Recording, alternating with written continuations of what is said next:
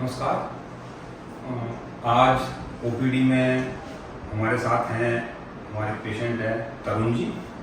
तरुण जी की उम्र 16 साल है और मूल रूप से एक कुरुक्षेत्र के रहने वाले हैं। तरुण जी को 1 महीना पहले बीमारी डायग्नोज हुई, डायबिटीज, और इनका जो शुगर था वो 553 इनका खाली पेट का शुगर था और यूरिन थोड़ा ज़्यादा आता था, तो उन्होंने टेस्ट कराया। तो तरुण जी के मम्मी जी भी साथ में है, हम इनसे बात करेंगे। तो कैसे कैसे हुआ, शुगर का टेस्ट आया, टेस्ट 550 आया, तो फिर क्या किया उसके बाद आपने? उसके बाद डॉक्टर को दिखाया जी। कहाँ दिखाया डॉक्टर? कुरुक्षेत्र इंसुलिन बताया जी जी। तो कुरुक्षेत्र में टेस्ट वगैरह वहाँ भी हुए उन्होंने? हाँ जी, टेस्ट किए थे। तो उन्होंने कहा कि इंसुलिन लगेगी,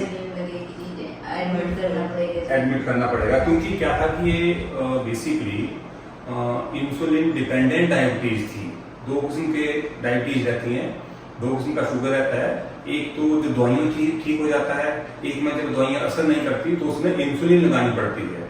और इंसुलिन जब फ्रेश डायग्नोज होता है केस, जैसे इतना शुगर था 550, यूरिन में 5+ शुगर था इनके, तो उसके लिए उस टाइम एडमिट रखना पड़ता है पेशेंट को। उसके बाद एक डोज सेट की जाती है इंसुलिन की, कितनी डोज है, और उसके बाद जीवन भर जो है इंसुलिन लगानी पड़ती है, क्योंकि यहाँ पर मेडिसिन कोई भी काम नहीं करती है।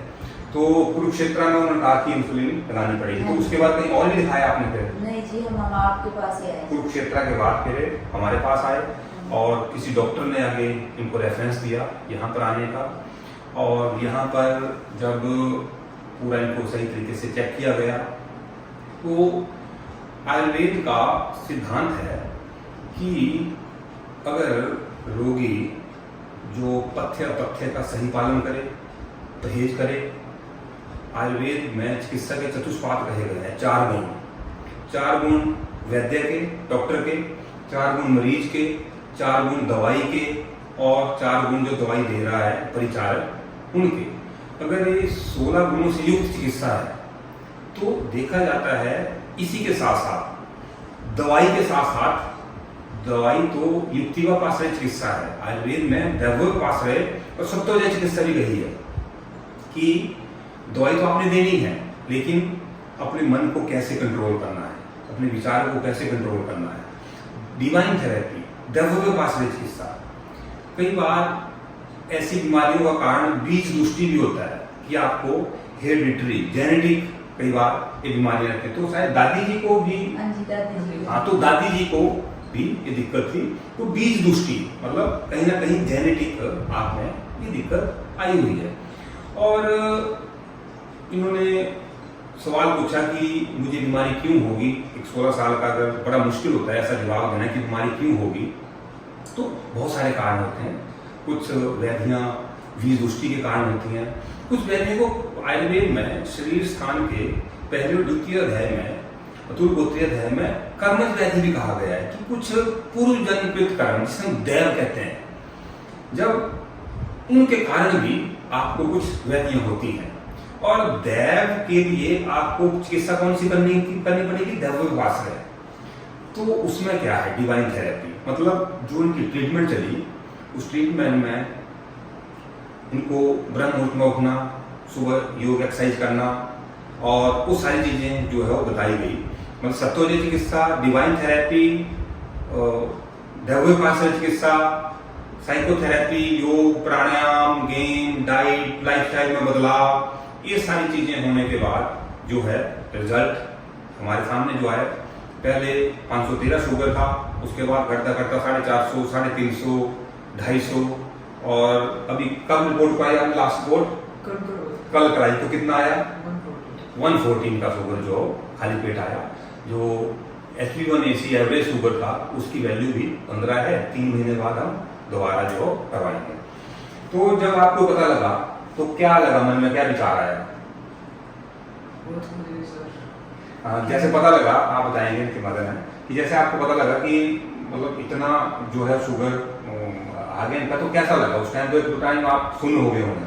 जब ज्यादा था जब तो बहुत ज्यादा टेंशन हुई जी, मैं रोई भी, बहुत ज्यादा दुख हुआ। अभी इतने से बच्चे का है, इतना शुगर तो भी कैसे कंट्रोल होगा, कैसे बहुत ज्यादा टेंशन होगी थी जी। तो अब कम हुआ तो मन में बहुत खुशी हुई जी। तो आपने, अब आप बताएंगे हमें कि आपने क्या क्या किया इस शुगर को कंट्रोल करने के लिए अपनी तरफ से। देखिए दवाई एक तरफ से है, लेकिन जो है रोगी का बहुत बड़ा रोल रहता है। तो आपने क्या क्या किया इसको कंट्रोल करने के लिए? मैंने सर सुबह 5 बजे उठना स्टार्ट किया। फिर पहले कितने बजे उठते थे? पहले 8 बजे। देखो कितनी बड़ी तपस्या है, 9 से 5 बजे उठना शुरू किया। नंबर 1, मतलब बीमारी को कंट्रोल करने के लिए डॉक्टर का रोल नहीं है, बिना मरीज के कुछ नहीं हो सकता। अगर इस बच्चे ने अपने में बदलाव नहीं किया होता हम यहाँ तक नहीं पहुंचते। ठीक है, 5 बजे उठना शुरू किया। फिर 5 मिनट उठ के वॉक करना 2-3 किलोमीटर तक, फिर 2 किलोमीटर की सैर, हाँ जी, फिर प्ले करना, बैडमिंटन खेलते थे, फिर बैडमिंटन खेलना शुरू किया। फिर वॉक सारे करके तो ड्राई फ्रूट खाता। ड्राई फ्रूट लेना। रात का खाना कितने बजे लेते हो? 7 बजे। पहले कितने बजे लेते थे? पहले 9 बजे तक। हाँ, तो देखिए 9 बजे का खाना 7 बजे किया। ठीक है, और खाने में क्या क्या खाते हैं?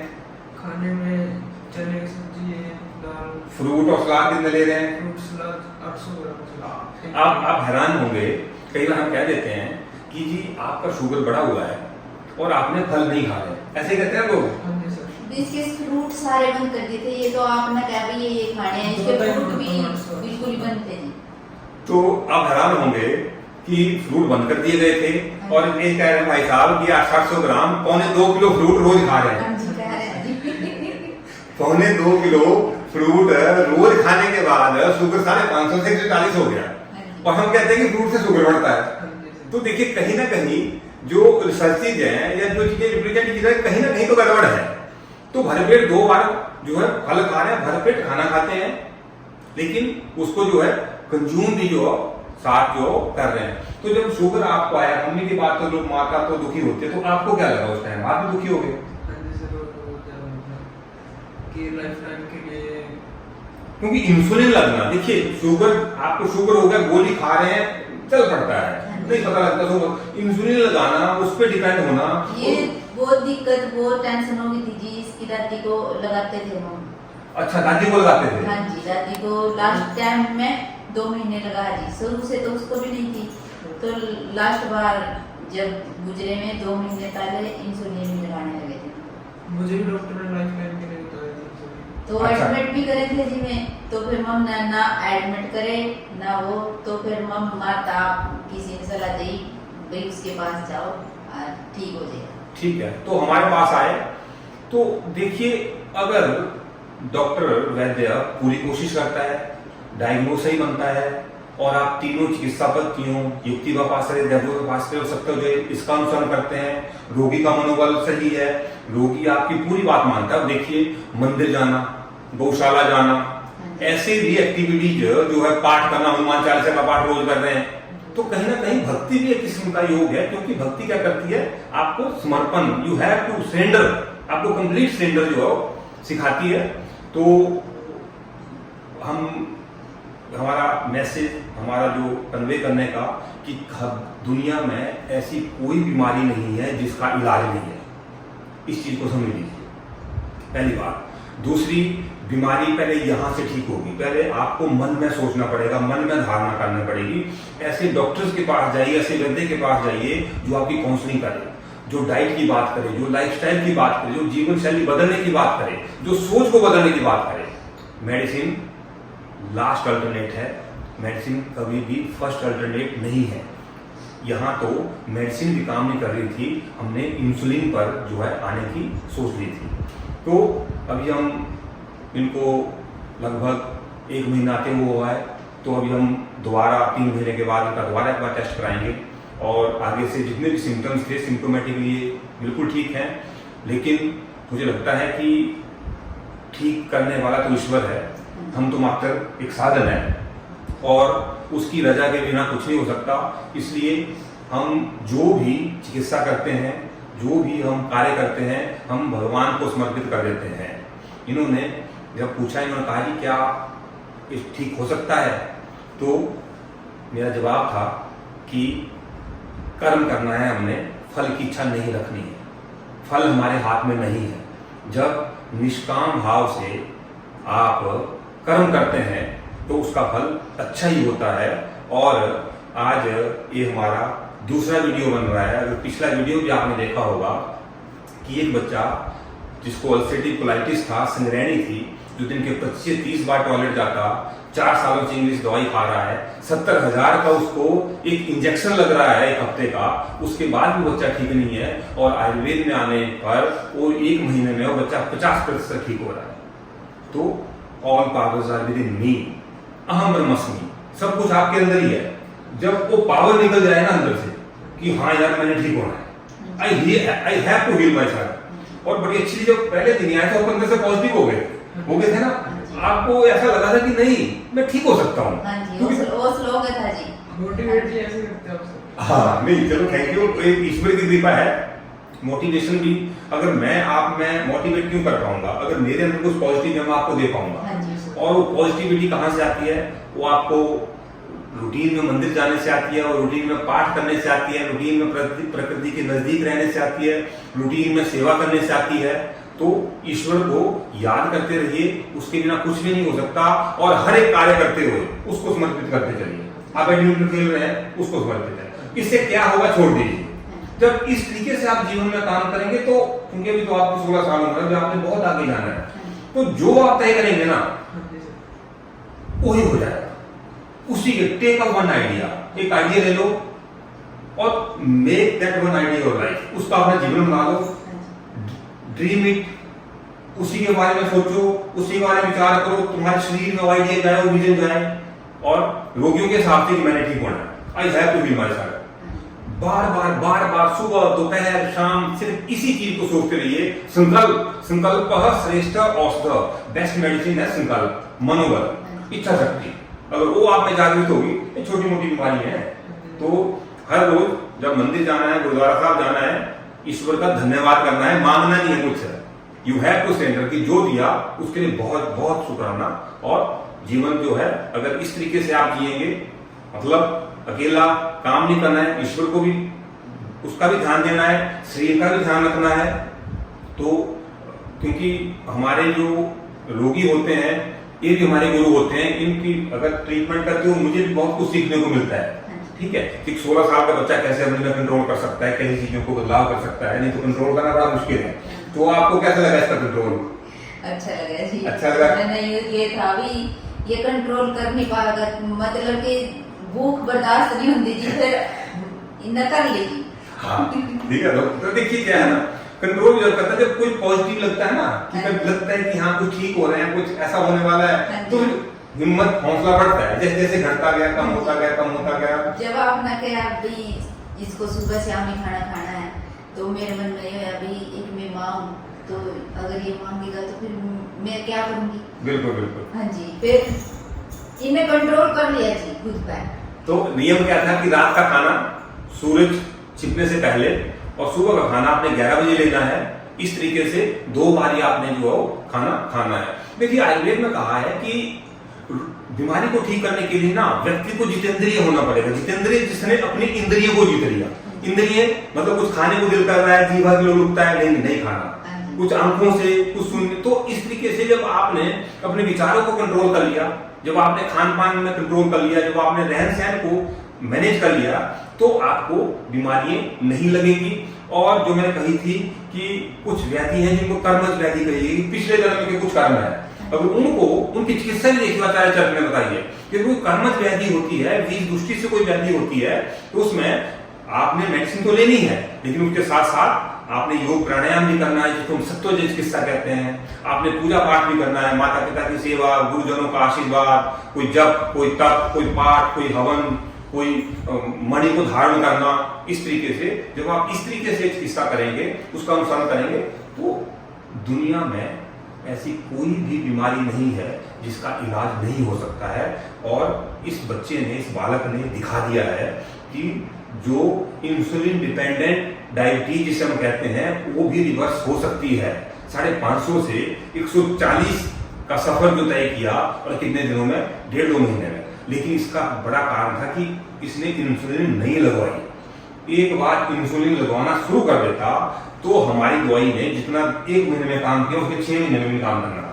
ना सही है जी। मम मान न तो आई नहीं बड़ी मम दोबारा डॉक्टर के पास अंदर गए नहीं, रिपोर्ट लेके हम सीधे घर ही आ गए। कोई इंसुलिन लगवानी नहीं, हम नहीं लगवानी, ना एडमिट करना भाई। वे वहाँ डॉक्टर साहब जी में लगाने इंसुलिन एडमिट क्योंकि आपने देखा था इसकी दादी को देखा होगा हाँ जी, लगाते हुए, हाँ जी। और वो बच्चे के लिए उस दर्द से निकलना, हाँ जी। और उसको वो फिर ये इसके चाचा बोले नहीं लगवाना, चलो घर चलो। मैं जब ना कहीं इंसुलिन लगेगी ऐसे करके बैठ गई। मैंने बहुत वो है जी, मगर बहुत विचार आए मन में, अब क्या होगा, बस ऐसे ही रहता। बहुत ज्यादा वो जी भला हो जी आपका, बहुत धन्यवाद। भला तो ऐसा है, और वो देखिए क्या है ईश्वर की इच्छा। मैं बहुत खुशी हुई भाई यहाँ चल कोई तो ओ भगवान का बंदा भी जिसने इतना वो कर दिया। देखिए ये भी ईश्वर का ही था कि आपको ऐसा ध्यान आया। नहीं मतलब वो कौन था जी भाई इसका इतने तार 1 महीने में 1 महीने खाई दवाई तो 1 महीना खाई है। 10 दिन निकाले लेंगे तो 20 दिन की आप लेंगे। हाँ जी 1 महीने में।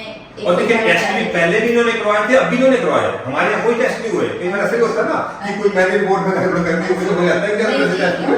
550 का तो भी इन्होंने कराया, अब 140 भी करवा के आए थे। तो देखिए ये ना किस्मत है ठीक होना, कि आपको ऐसी बुद्धि लगी और आप आए, आप एक विश्वास के साथ कोई क्षेत्र से ना भागे। हाँ जी ठीक है, चाहे किसी के कहने में आए, लेकिन उसने रात को ही गया था, रात भी बहुत मुश्किल से निकली जी हमारी। सवेरे 5 बजे ही चल दिए, मम ने तो जाना। वो लड़का जो यूएसए रहता है उसको भी इसकी बहुत टेंशन हो रही थी। इसका भाई यूएसए में है, बड़ा भाई का यूएसए में है। हाँ जी फिर वो कह रहे मम्मी कैसे होगा, मैं तो हौसला देता खुद टेंशन करता। फिर जब मनप्रीत डॉक्टर साहब ने बताया तो फिर वो कहने लगा नहीं जी, मेरे साथ भी बात करी उन्होंने, कहने लगा ऐसी कोई वो नहीं भी ठीक नहीं होने का भी, आप वहाँ उसके पास जाओ। तो इनको जो भेजा था मेरे स्टूडेंट है डॉक्टर मनप्रीत, जो आजकल अपनी प्रैक्टिस कर रहे हैं, एमडी आयुर्वेद हैं, तो उन्होंने आगे जो रेफरेंस में भेजा था। तो इनका भी धन्यवाद कि उन्होंने विश्वास किया आयुर्वेद पर और हम पर, और ईश्वर का भी धन्यवाद कि जिसकी वजह से हम ऐसे रोगियों की चिकित्सा कर पा रहे हैं और जो है ये रोगी ठीक हो रहे हैं। तो मैं आपका शुभकामनाएं देता हूँ आने वाले समय में भविष्य के लिए। तो बहुत जिंदगी में जीवन पड़ा हुआ है, तो बहुत कुछ करना है आपने आगे, तो आप बिल्कुल ठीक हो जाएं, बिल्कुल आपकी बीमारी जड़ से खत्म हो जाए और आप जीवन में सफल हो। तो बहुत बहुत धन्यवाद आपका। Thank you. वो दे दो आप माइक।